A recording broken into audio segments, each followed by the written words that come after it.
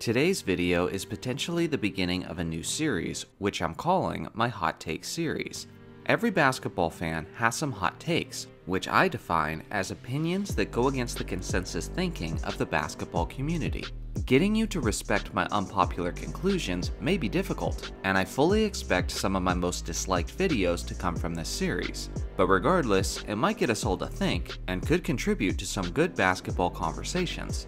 Today's video is about the second greatest point guard of all time. Most people agree about who's the best of the best, as Magic Johnson was a 5-time champion, is the all-time leader in assists per game, and has several of the greatest performances of NBA Finals history. You'll get no argument from me concerning the top spot, but as for second overall, that one is an absolute dogfight with point guards like John Stockton, Chris Paul, Gary Payton, Oscar Robertson, Steph Curry, Jason Kidd, Steve Nash, and of course, Isiah Thomas. First off, let me establish the kind of player that Isiah Thomas was. He stood 6 foot 1 inches tall and was drafted in 1981 with the second overall pick by the Detroit Pistons. He played 13 seasons in the NBA and played only until the age of 32, when his career ended with an Achilles tear.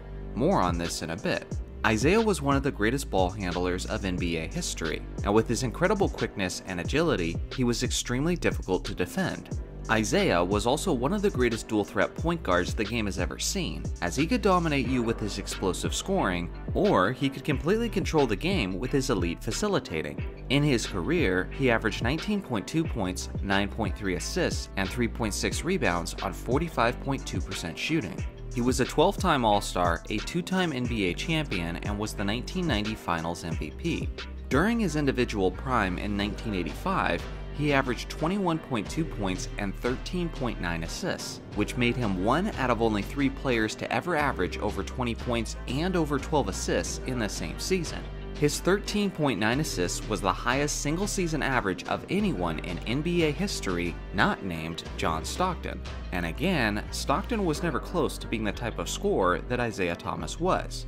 Think of the greatest point guards of all time. How many of them can take over a game offensively like Isiah can, who also averaged north of 10 assists per game?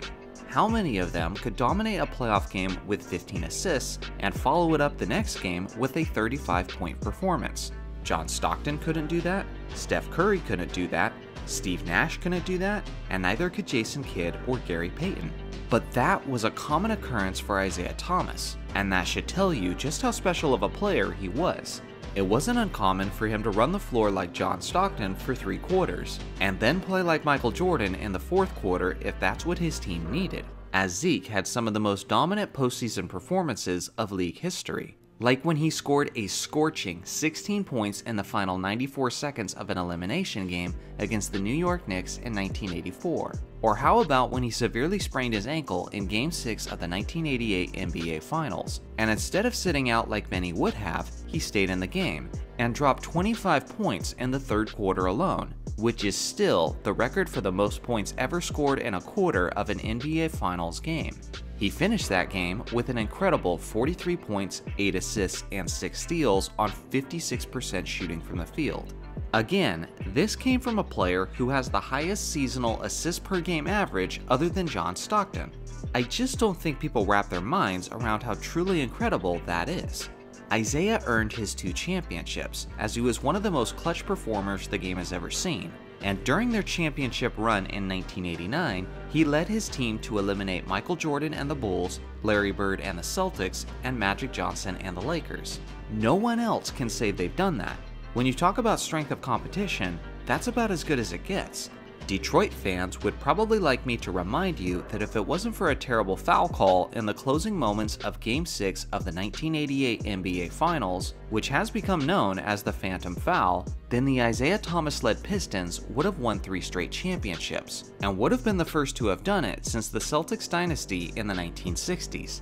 I've said it once and I'll say it again, but I believe Isiah Thomas is the second greatest point guard of all time. Now, most people don't agree with this statement, and I believe there are several reasons for this. For one, during the best seasons of his career, he played in the league against Magic Johnson and Larry Bird, who had a rivalry that the league was obsessed with promoting. And he also played against a young and rising Michael Jordan, who was certainly being groomed by the league and the media to be an icon and the face of the NBA. When that is the kind of icons and circumstances you're up against, well then it's no wonder how Isiah Thomas has become so overshadowed in league history. Second is how unpopular his Detroit Pistons were in the late 80s. Almost every basketball fan outside of Detroit hated the Pistons during that era because of their extra level of physicality and their on-the-court antics. Now, whether or not you like Isiah Thomas from a personal standpoint is up to you, but regardless, that doesn't change the reality of how good he was as a basketball player. It just changes whether or not people choose to acknowledge it.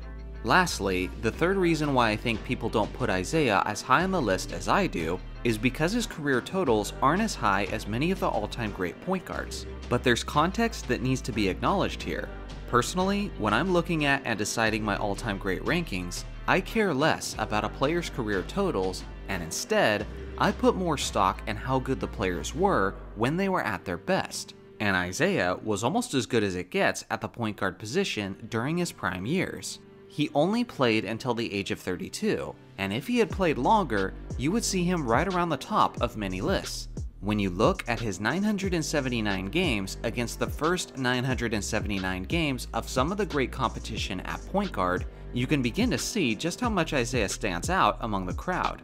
Now statistically, this certainly isn't the greatest 979 game stretch that we've ever seen from a point guard, as Oscar Robertson specifically really filled up the stat sheet to a greater extent, albeit in a more statistically productive era. But when you consider Isiah's heroics and success in the postseason, in combination with his great production in a short career, to me, that's the winning formula that puts him over the top as the second greatest point guard of all time. So now it's your turn. How do you rank your top 3 point guards of all time, and do you have any hot take opinions of your own? Let me know in the comments section below. Thanks for watching as always, make sure to like and subscribe for more basketball content, and I'll see you guys in the next video.